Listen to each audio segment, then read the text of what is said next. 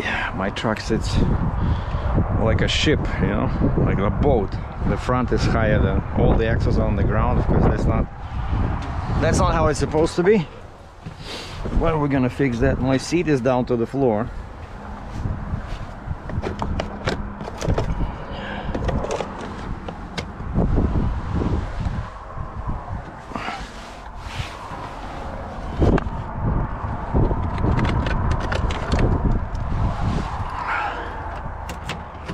And my red button is out, which means I lost all the air.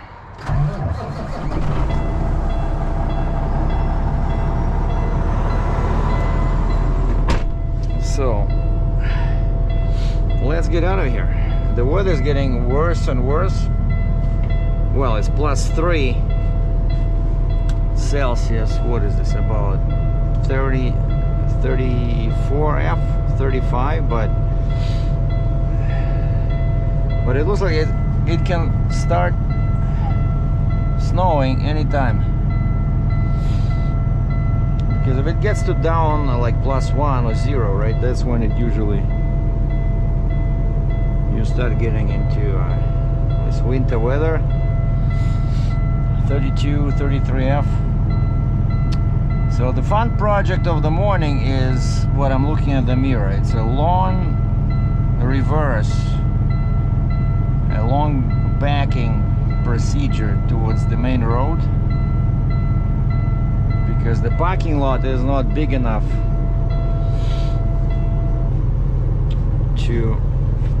for me to turn around, and so I just drove in like this. See, the seat starts lifting. As soon as the pressure goes up to like 100 psi, so okay, my seat is, so now I can push in the red button, which will send air to the trailer. Now let's see what's happening with our e-logo here. Charging slowed due to low temperature. I hate when it does that. So basically, you see, it's so cold that even the tablet is having issues.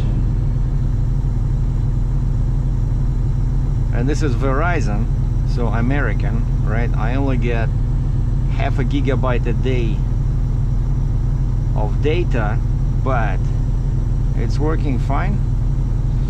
Like, I don't think this e-log and Google Maps, they take too much data. Speaking of data, I woke up this morning and started my Canadian phone, and in the email, when I opened my email, it said I had 24 new messages. And time now is, yeah, it's 11:45 already. Right here it's still morning. I just woke up, I got a, took a shower, have my first coffee of the day.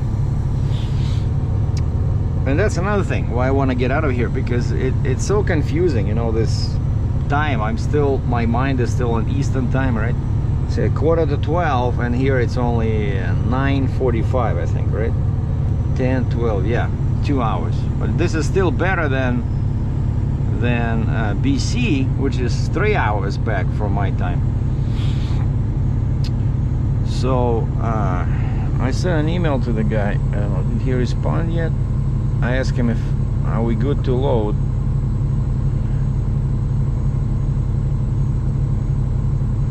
Oh, my phone is still in the airplane mode. Yeah, I find it's very useful. Oh, check this out. And on duty, look at this. Why am I on duty? What, for 7 days or something? Man. So now I have to go in and correct that. Like, why am I on duty here? And so that stayed, like, for some reason, off duty. And once you cannot just change it, you have to type something, at least 4 characters. Yeah, that's what happens when when you get back in the truck after a long time, there's always something, you know. Okay, what did I fix? Did I fix Saturday, Sunday?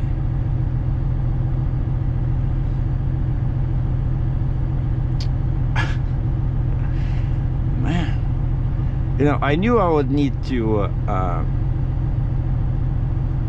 sign logs, right? But one thing I didn't expect is that I'll be doing this. Leduc, Alberta. Man. Okay. So this is Sunday. 2 more to go, I think, right? Yeah, so now Sunday disappeared. Monday.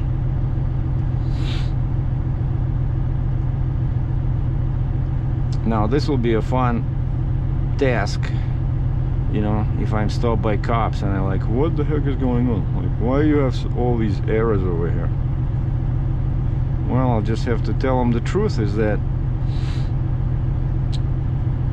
I moved the truck, I switched to off-duty, right? That's what I started saying, that I parked there, I went to talk to the guy, and he says, no, you have to move the truck. And so I moved it, and so of course, you know, the speed was more than 5 miles per hour, and so the E-log automatically switched to driving. But then it saw that I'm not driving, right? Because it's connected to my ECM, so it knows I'm not driving. And so when you're not driving, it just switches you to on duty. And so that's what happens when you're not careful. So of course, if I show like this, I have no hours. I don't have any hours to drive. See, off duty, error. Okay, location, Leduc. Come on, Leduc.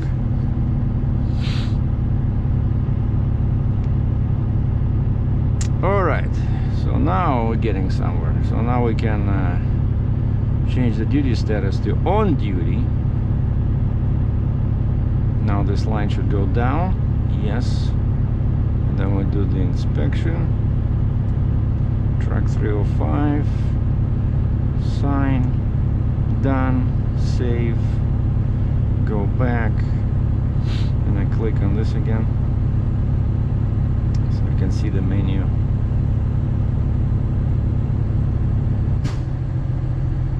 Sign.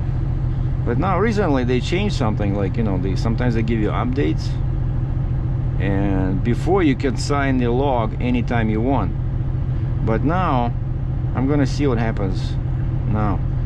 Now you sign it in the morning and it still wants you to sign it again when you stop driving at the end of the day. Okay, so this is my Google Maps. We're gonna put UFA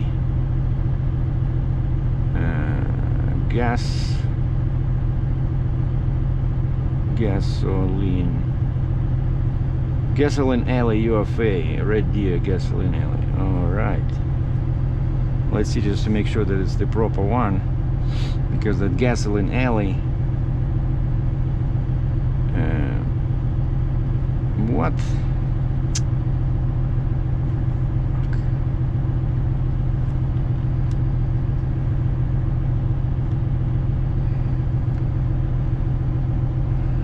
Okay, let's see, make sure that it's the right one. Okay, go like this, yeah, that's the right one. So, and we're good over there. We'll just double check. It looks like good. On duty. Yeah, 13 hours to drive, because I'm in Canada. I can drive 13 hours. Alright, let's go check the chains. We're gonna install this baby over here. Yeah, I met a couple of interesting fans while I was here. One of them gave me a tiny baby tire gauge, and he says, now you don't have to pay to inspect your tires. Where am I going? To inflate your tires. Like, I already have a gauge. I have, so 4 and 4, 8, 10, 12. I have 12 tires on the truck, I have 8 tires on the Jeep, and I have 16 tires on the trailer. You want to do that by hand? You be my guest. Especially like, okay, when it's you know, summer, it can be like a fun project, but not when it's cold. And it's getting cold now.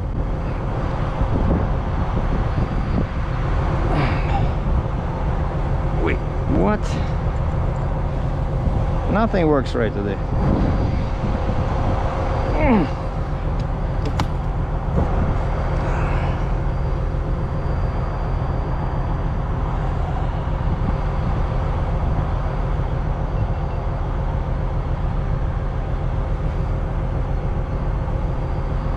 Okay. See, I like that on this one. By the way, I stopped having issues after I changed the memory card. But I like that on this one, you can see yourself on the little screen, you know? Kind of cool that you know for sure that it's recording. Okay, this thing is in, so we locked. I'm gonna check quickly.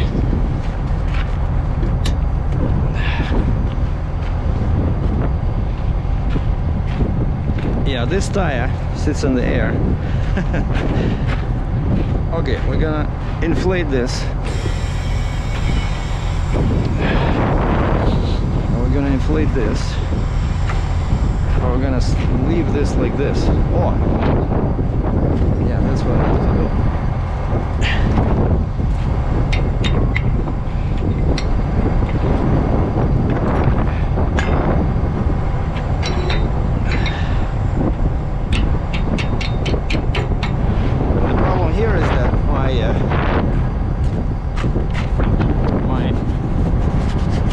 Is at an angle, so I'm pretty sure I won't be able to. Maybe this one will go in, but if I don't do it, or this one went in. If I don't do it, the booster will start turning, and a lot of people have no clue how this thing works, right? Because quite often the dealer, I mean shipper or consignee, they will tell me, oh, just back in there, you know, and I have a full size load on the trailer.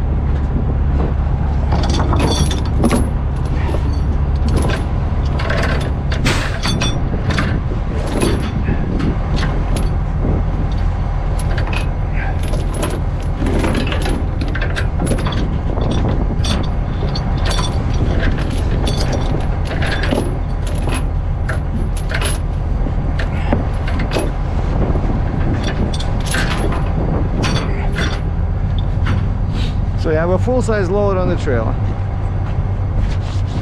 and this guy is saying, oh, okay, so which way I have to go? Okay, so I have to turn that this way, so which means that for that to happen I have to turn the rear of the trailer. You guys see this?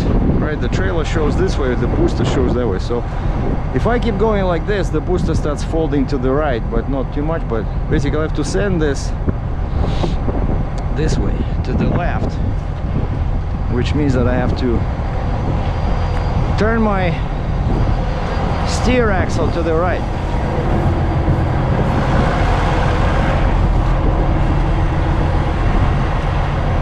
So steer axle to the right, and then I'll run back to make sure that those, what do you call them, those bars are fully in. All right, here we go.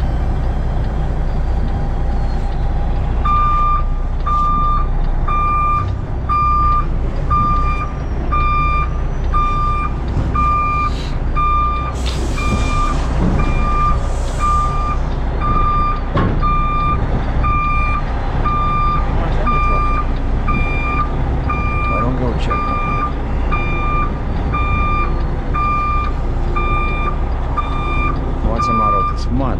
But this was a good spot, you know.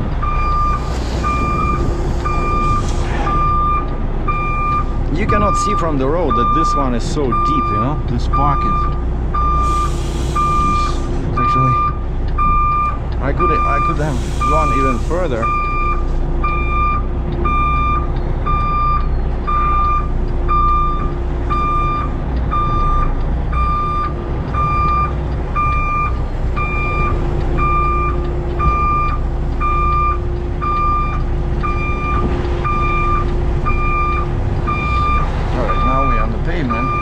Dry pavement, no mud. Let's go check.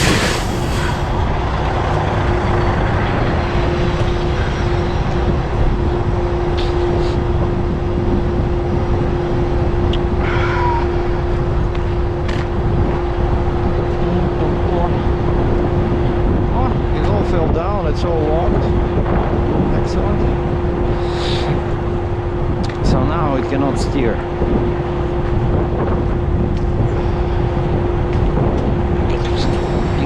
Pressure like this, make it high at the top.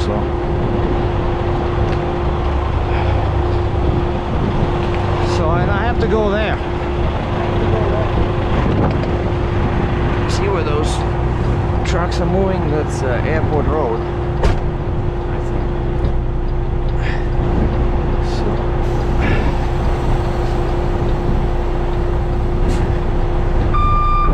man, I have so long, huh?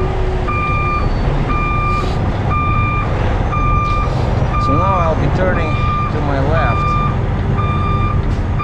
and so I have to be as close as possible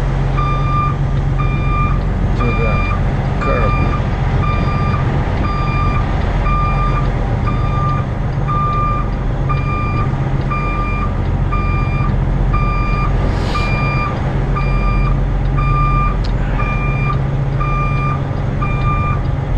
I could probably see, I could have probably even, I was thinking about this. Like I could have gone there, but then I can back in there, but I would never make this corner, like to get out.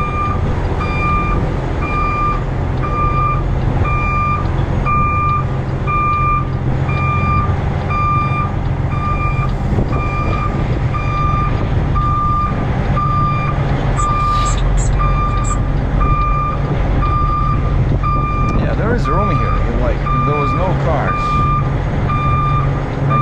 I could have done something. But okay, now I can see the curb. We're gonna start moving this way. So this is a pretty complicated operation, boys and girls. This is not like mixing a drink with milk and sugar.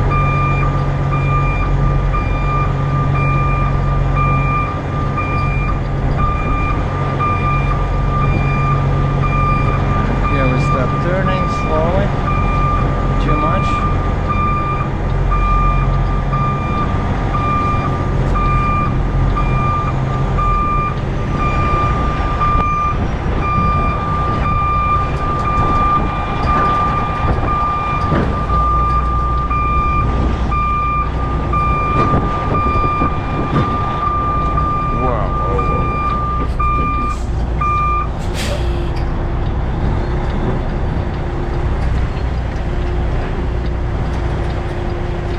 Too much.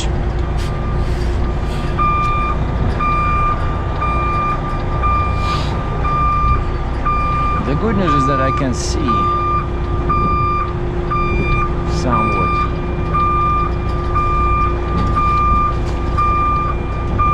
But I'm gonna stop before I hit the road. Alright. Let's go investigate.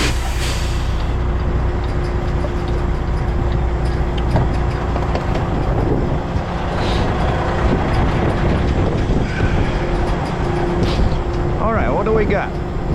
Strong wind. And of course, imagine, right? That's north.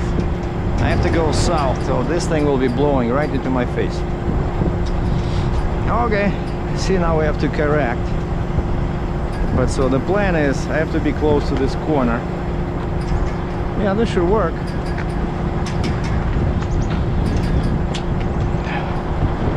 But basically now I have to turn real sharp. Alright. I think we're getting there.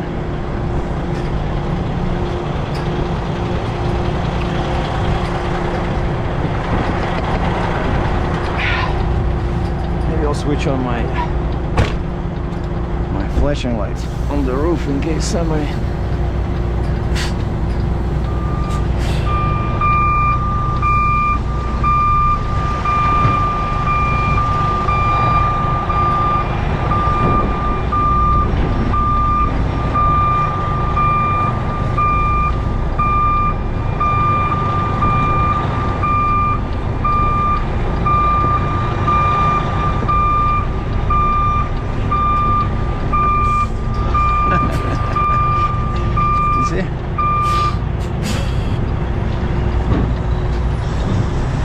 I don't have room on the right for the truck.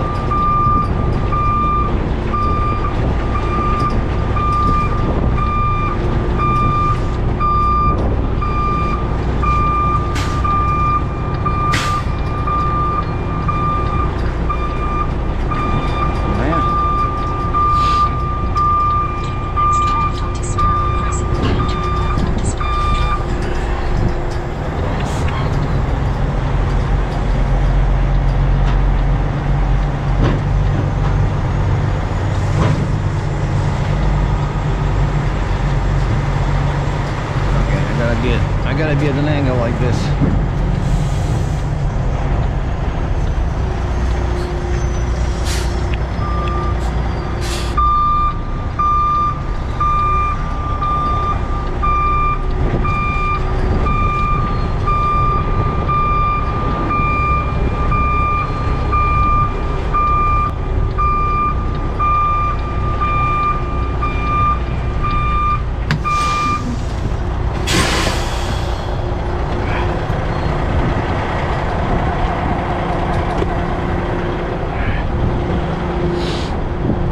See, my front axle goes into the air.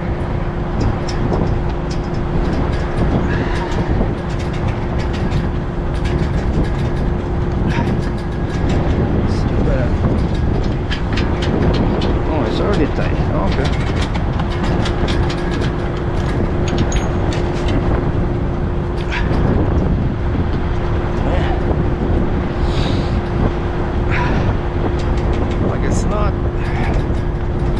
It's not wide enough, that's the problem.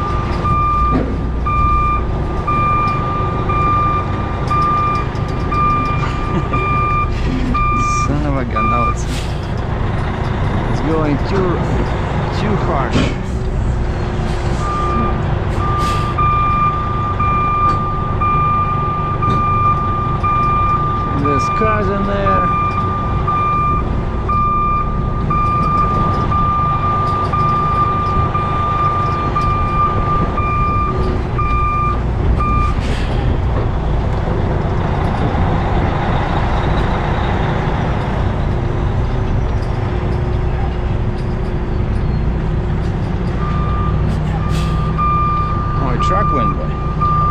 That's cool.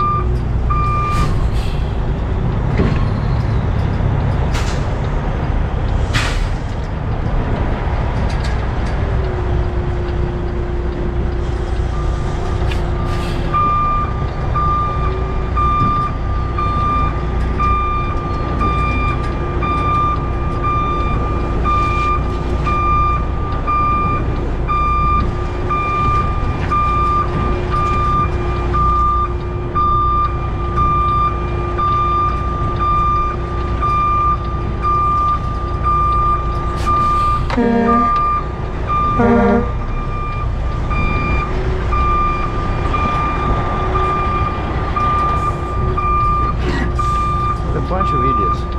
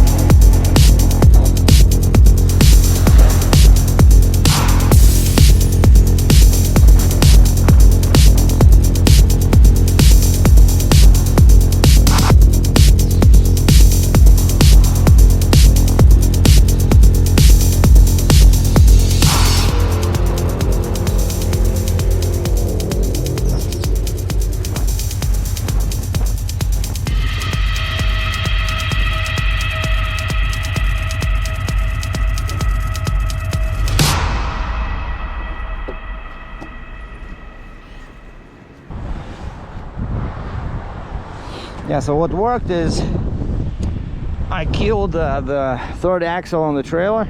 So first I only killed the booster, right?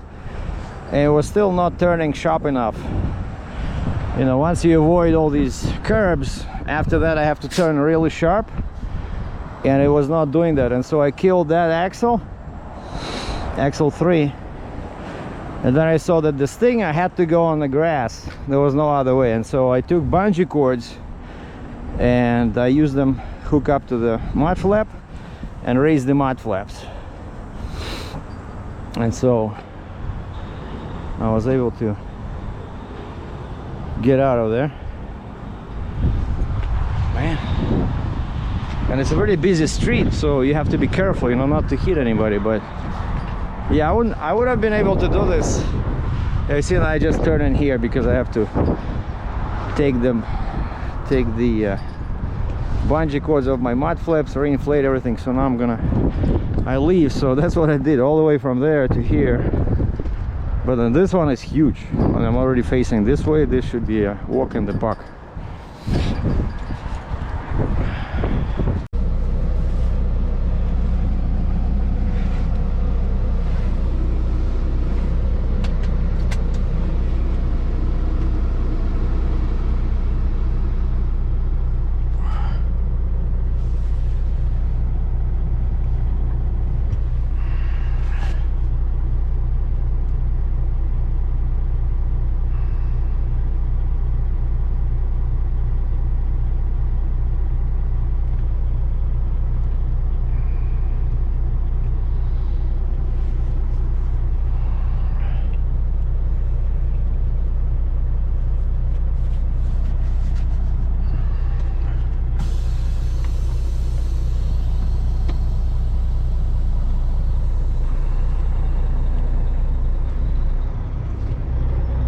Well, bye-bye Leduc, Alberta.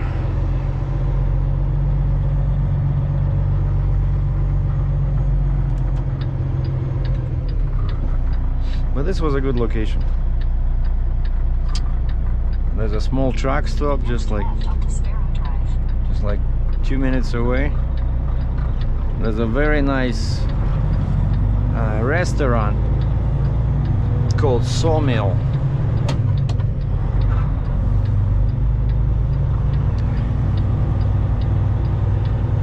My server, it was like pretty cold yesterday, just like today. My server was a young girl in black leather dress. I said, "You're not cold?" Because she had like a tank top, black leather, and she's blonde, right? And she had a skirt just over her knee, like very classy, you know. It's a very classy restaurant. But I left them a comment. I said, expensive but cozy. And I said, my server was a knockout. And when I was paying the bill, I showed her this. I said, I didn't know your name, so I wrote just the server. And she says, Nikki. Man, the server's name was Nikki. Very cute.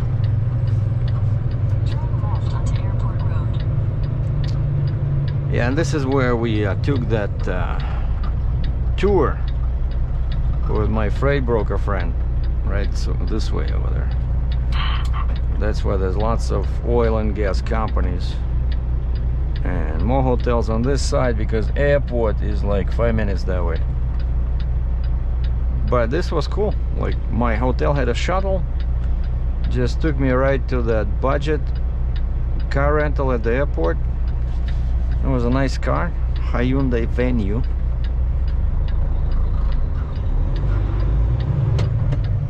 And actually, I felt like I was missing something when I gave it back. I like that car. Very good on gas. Quiet, fast.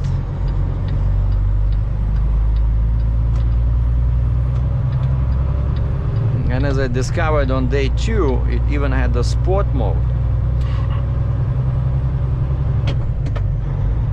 All right, right, that's the, I need Calgary, like Highway 2 south towards Calgary. So we're gonna cross this overpass and then go like this, like those guys over there. So that way is, I don't know, Alaska? This way is warmer weather, hopefully, and Calgary. And straight down this road, like I said, 5 minutes, is the airport.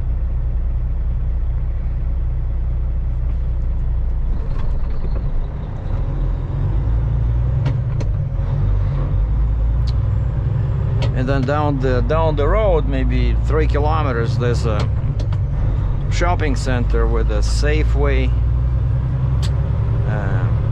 like grocery store. There's an A&W Burgers over there. Yeah, it was a good area. But now it's time to get out of here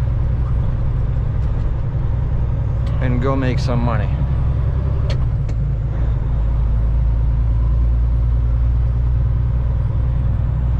So this is Highway 2, so we'll be going that way. Use the right lane to take the Alberta 2 south ramp.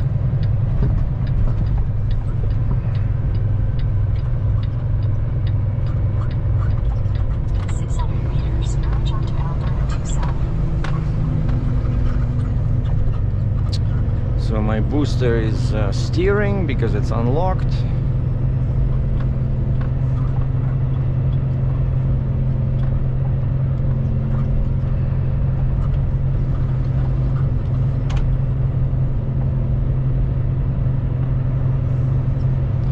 So yeah, I'm just driving, I don't know, hour and a half to Red Deer. I don't feel like driving too much, you know, on the first day after a long vacation, because I checked into the hotel on Thursday, right? So Friday, Saturday, Sunday, Monday, Tuesday.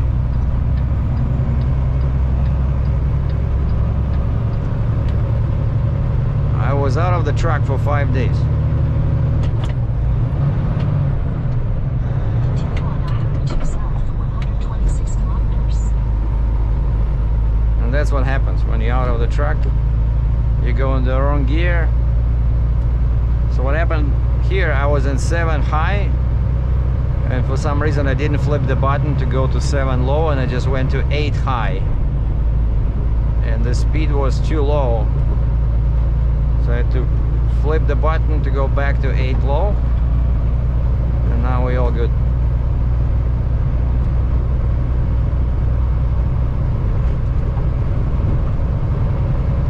And just as I was saying, I could feel a very strong wind, like this way. And only here we see the Leduc, so that must be Nisku. Yeah, there's a very fine line between these two suburbs of Edmonton. So even locals are not too sure where one town begins and the other ends.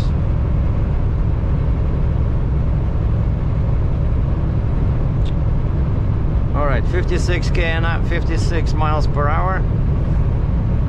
1320 RPM, 91 clicks an hour. We should be in Red Deer in an hour and 15 minutes, which is for a car driving 120 kilometers an hour. So for me it'll probably be more like 125, but I should be there at shortly after 12, so probably 12:30.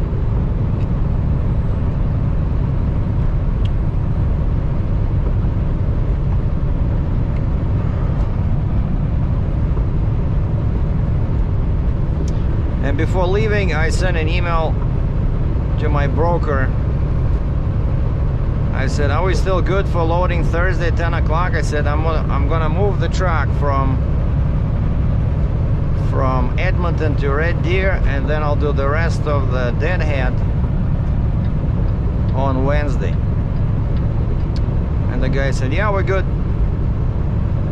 So always confirm your appointment if you have to go on a long Deadhead. Like in this case, it's not that long, but still, you know, it's like 350 miles from where I was sitting to my shipper. See, another shopping center here.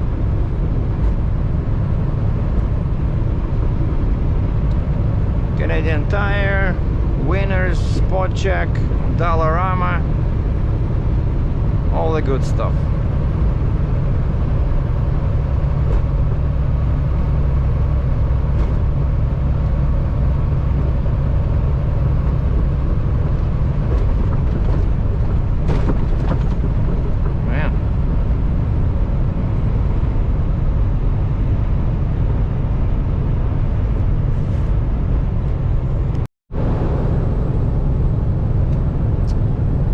Through a scale, the scale was open, they didn't say anything, let me go. Now I'm being passed by an oversized guy, looks like a flatbed.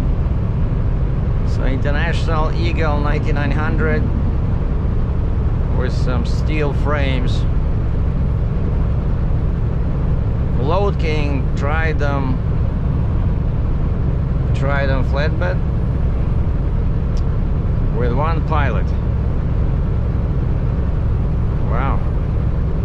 I usually never need a pilot in Alberta, so that guy must be probably 14, 15 wide.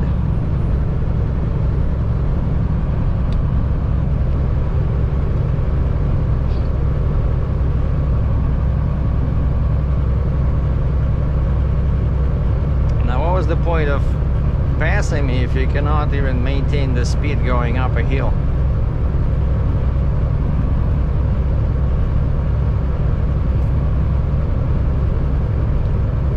Look at this guy. I'm doing 91 kilometers an hour. He cannot even do that. He's doing 80 clicks an hour, 50 miles per hour. Man, what kind of engine do you have, buddy? I made it to Red Deer. This is the view from my truck. Gasoline alley.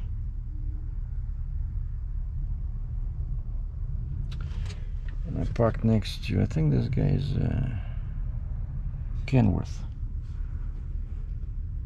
Nice looking rims. And he's using Yokohama RY617.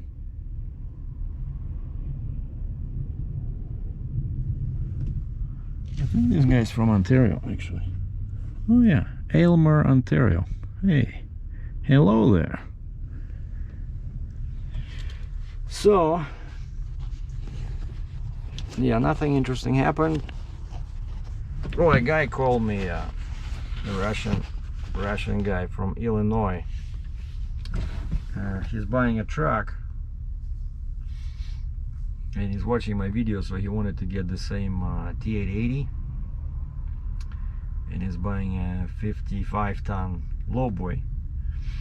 And I never heard about this before, but he says he placed his order like a few months ago, and he says now Kenworth advised him that they cannot get him a Cummins engine. Kind of like, that's interesting, right? Because he ordered the Cummins engine with like 565 horse and, you know, like 1860 torque, and turns out there's a big shortage of engines like the one I have in my truck. So I'm telling you, every day there's more news which telling me that when it's time for me to sell this truck, I probably can sell it for what I paid for it, you know, because now there's a huge shortage of parts, of engines. And so basically Kenworth is now telling him that they can only get him a 13-liter pack car car engine, and he was asking me like for some recommendations on you know, axle ratios, tires, transmission. So I gave him my thoughts. I said I only have, you know, experience. I don't like to say stuff I have no, you know, I'm not sure about. So I said, okay, I can tell you about my Mac, and I can tell you about my Kenworth, and I had an International before, right? But I started doing heavy haul specifically with the Mac and then this truck, right? So I know like what would I do different now that if I was buying this truck, what I would do different and what I would keep the same.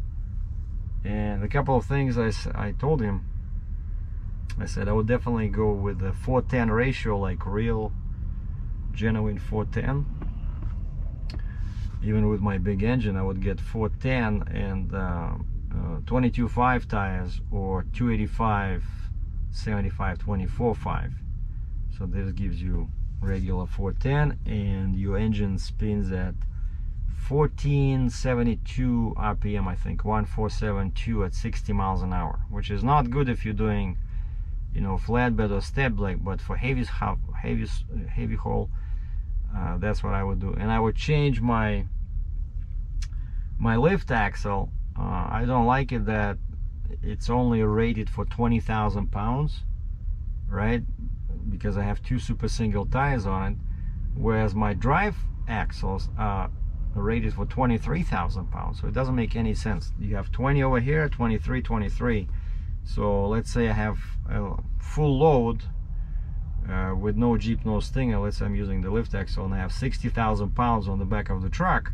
That means that technically one of the axles, well, let's say it's more than 60, let's say, you know, like 62, 63, then the lift axle will be overloaded because the load spreads equally between the 3 axles on the back, because I have this ratio valve, right?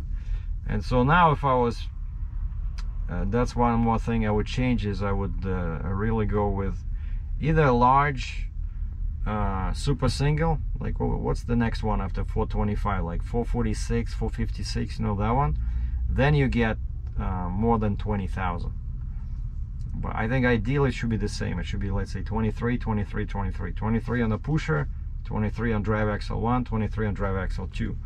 And often that means that you gotta have bigger tires than what I have, or you gotta have 4 tires, you know, 4 wheels, 4 tires. And I told this guy about this steerable 4-wheel lift axle that came out like 2-3 years ago by Hendrickson, but I'm not sure if they're already offering it or not. Like back then, Kenworth said no, it's not available. Like, even though the axle is there, you know, you see it on the website of Hendrickson website, you know, brand new, just came out, but truck manufacturers were not yet set up to offer it in their trucks. And now with all the shortage, I don't know what, probably it's even worse now. So I would just go with a 4-wheel, you know, traditional lift axle. It doesn't have to be self-steer unless you have a short wheelbase. Like on my Mac, I couldn't turn. The Mac was so short, 244 wheelbase. With the traditional non-steer pusher, I had to lift it, which of course was always overloading the drive. So if you're buying a truck with a lift axle, you have to make sure that your wheelbase is at least 265, because a non-steerable lift axle will not work with a short truck. I mean, it will work, but you'll have to flip it each time, you know, flip it up, flip it down. And then technically you can even get a ticket, right? If they see you lifting with full load. And I know more and more states are biting down on this, because they don't like people lifting, you know, lift axles on corners, because you destroy the pavement, you know. So that's what I would change. The engine is good. I would do automatic transmission, and I love the sleeper in this thing, but I would get something. I would get those air cleaners, because 2 outside air cleaners give you 4 times more air than a single air cleaner under the hood, and they would give you colder air. right? So it's always better for like real heavy haul, you know, big radiator. I would probably go with that crazy T800 wide hood, you know, big radiator, air cleaners, so automatic tranny, 4:10 ratio, 265 wheelbase, and four wheel pusher axle. So that's what I would do different. Anyway, thanks for watching. So I'm in Red Deer, so today I'm going to take care of the paperwork, maybe order some permits, and I'm loading Thursday just west of Calgary. Ciao.